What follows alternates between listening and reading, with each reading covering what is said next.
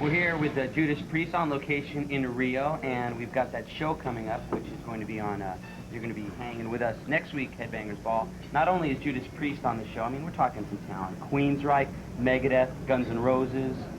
This Brazilian band called Sepultura. Great band. Yeah. There's another Brazilian band that, I'm sorry, I don't remember the name of them. But Sepultura, I've heard, and they're good. Does it seem like there's a good rock and roll scene out here in Brazil?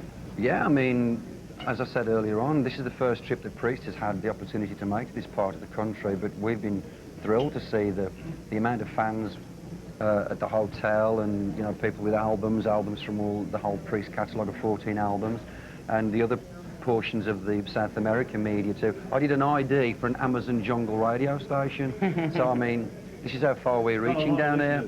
So, you know, it's fantastic, and it's not just for Priest, of course. Metal is very, very strong and very powerful in South America.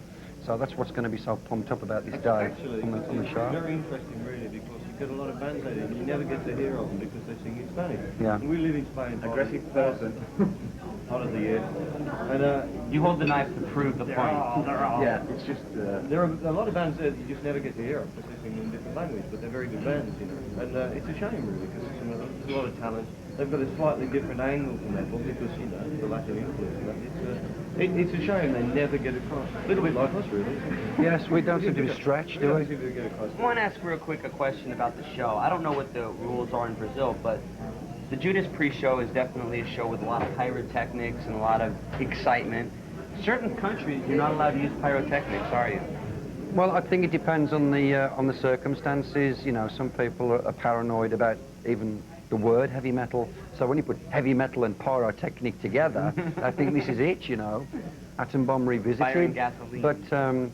But I mean, fortunately the South Americans do like things to go off with a bang, a big bang.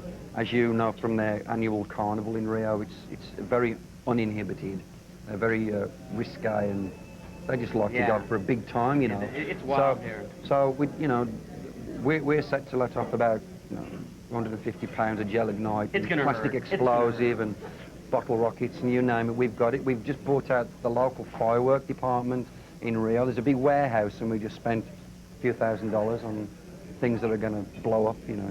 So we're going to be able to hang with you guys at the show and take everybody else with us, so... Sure. We insist. Sure. Oh, okay, well, there you go. So, for those of you, don't forget, next week, the Headbangers Ball is going to be at the... I don't know if I'm pronouncing it right. Is it called the Maracanã Stadium? Maracanã. I'm like, at the Maracanã Stadium. We're going to be at the Maracanã Stadium, okay? That Maracanã Stadium, like about 180,000 crazy people. These guys play, Judas Priest, and Queensryche, and Megadeth, and Guns N' Roses, and Sepultura, and a bunch of everybody else. Band that I forgot the name. So, It's the best night. Definitely the best night. excuse me. Well, that was it, and I want to thank you guys for fine dining at this luxurious establishment. They're probably going to throw us out so they can let the real customers Is MTV going to buy us a meal now? This is really Philadelphia, folks.